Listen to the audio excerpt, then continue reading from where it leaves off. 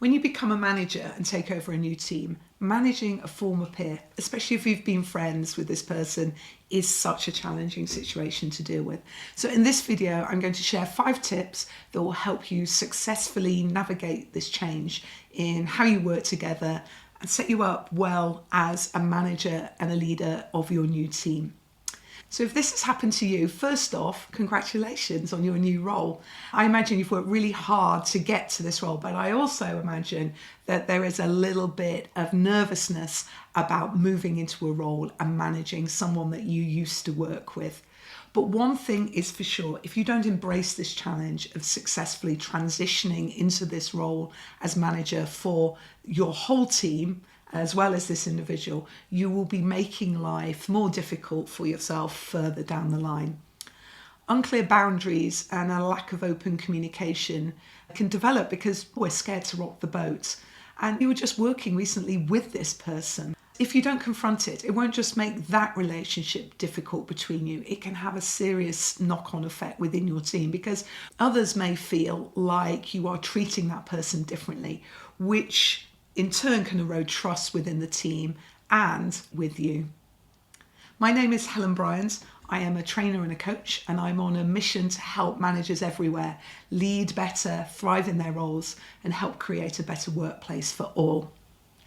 So the journey from a successful individual contributor to a successful manager, it can be quite tricky, and it is made harder if you're going into that position of managing a peer.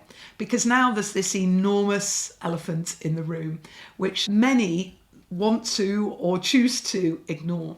The elephant is that your relationship has changed, even if you don't want it to. You are now a manager, and you now have power over that person. Everything has changed. You will be responsible for setting their expectations for their work, developing them, and evaluating their performance. So the boundaries that may have been completely comfortable when you were working side by side have changed. And as individuals, we all want to be part of the tribe. And with change comes a certain anxiety because the social dynamics are changing.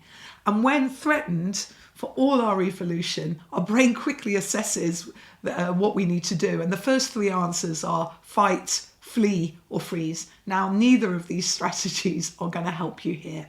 You need to develop a plan and that helps you work through this transition successfully and into your new role and build a new relationship with your former peer. Okay, what to do? Well, first off, recognise that it will feel awkward and uncomfortable, but you need to embrace that fear and work through it. Don't let it stop you. Do not avoid the situation. We're getting out of our comfort zone, and it doesn't always feel good, but getting out is what you need to do. Now, it might be worth having an informal conversation with this person before you even start in role and acknowledge this big old elephant in the room. You want to know how they feel about it and what ideas do they have to make this new relationship work for both of you. I think it helps if you acknowledge that you do feel a little uncomfortable, but that's then an opportunity to reinforce that you will be doing your utmost to transition well into this new relationship together. Now remember, you cannot control the response of the other person, but you can certainly control your own response. So being calm, being open, and positive and optimistic can make a really big difference. The second thing to do is start well. Now, if possible, and I would really work at getting this, have a handoff meeting with the previous manager because this will establish good foundations based on what has happened before. The thing you don't want is a cold start that forgets everything in the past and starts with just you working out with that individual what has happened before. Now, a handoff is when you have a meeting together, the 3 of you, the outgoing manager, yourself, and the direct report. And it is led by the outgoing manager. And your role is more as an observer. So it would be an opportunity to review the goals and the performance to date and their development. And it gives the direct report an opportunity to share feedback within this environment This brings transparency to where the person is and starts you off with a stronger sense of alignment. Yep, this might feel uncomfortable, but it certainly will help you move forward faster. I would have a handoff with all your new direct reports if you can. It helps you get ahead and transition into your new role faster and more effectively. But in particular, I would talk with the outgoing manager about how you manage this relationship and that you would really value a kind of three-way discussion together. Tip 3 is to have your first one-to-one in the very first week. Do not avoid it. And don't assume you don't need to prioritize it because you already know each other. Actually, it's even more important because you're redefining your relationship. One-to-ones are essential as part of any manager's operating system. They're the heartbeat of how you work with your team. I have created lots of resources already on what makes great one-to-ones. They're linked below. And if you're new to management, I would definitely recommend starting there because a one-to-one as a manager, you have a different role to a one-to-one as an individual contributor. So the more you can get clear on what makes a really great one-to-one so that you can facilitate and create that environment between you and your team member, the better. So yeah, check out the resources that are linked below. But in this first one-to-one, I think it's all about learning more about their expectations of you.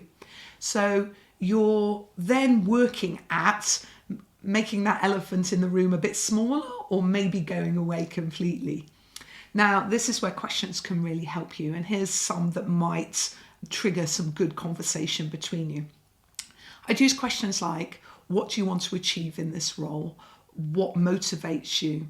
How do you like to be communicated with? And how do you like to receive feedback? That question's great because you're redefining your relationship. So knowing how they prefer to receive feedback, both positive and constructive, better. And another one that I think would help reframe your relationship is asking, if you were struggling with something, how will I know? And that would really help the person articulate what they're needing from you. Asking what are their expectations of you and how you can help them work at their best. And the more you know the answer to these questions, you're learning more about your colleague. You're perhaps seeing them in a different light to how you worked before. So also it's helping you with the mental shift from peer to manager. Now, again, you can use these questions in all your first one-to-ones with your team. They're incredibly useful, but especially when you're reframing this relationship with your former peer. Now, tip 4 is you need to be clear on your expectations of this team member. Number one thing that a manager does is to set direction and expectations for their team. So you need to make sure that you are super clear on your expectations and make sure you focus on outcomes, not on how you want the work done. One of the things I see with many new managers as they transition from being individual contributor to the manager role is they kind of start off at this sort of super individual contributor level. They feel they need to know all the answers and they can be very directive because you've got all this experience and you know what you need to do. But that is not the role of a manager. The role of a manager is very different.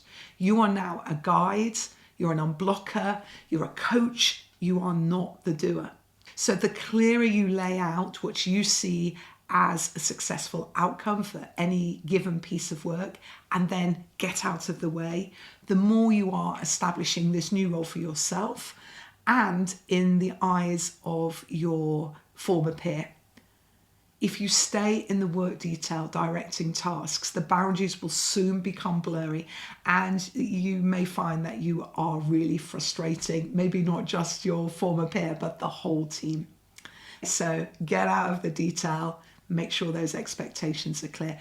And if you need help to make sure that you're clear on your expectations, you have to be brave enough to talk with your own manager and make sure that you're super clear. If you don't have that clarity, you're setting yourself up not to succeed.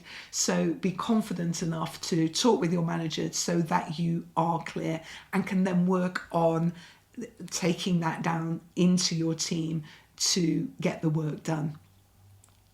Now, tip 5, the last tip, recognize that building trust takes time. So this new relationship that you are building is going to take time to get to its final destination.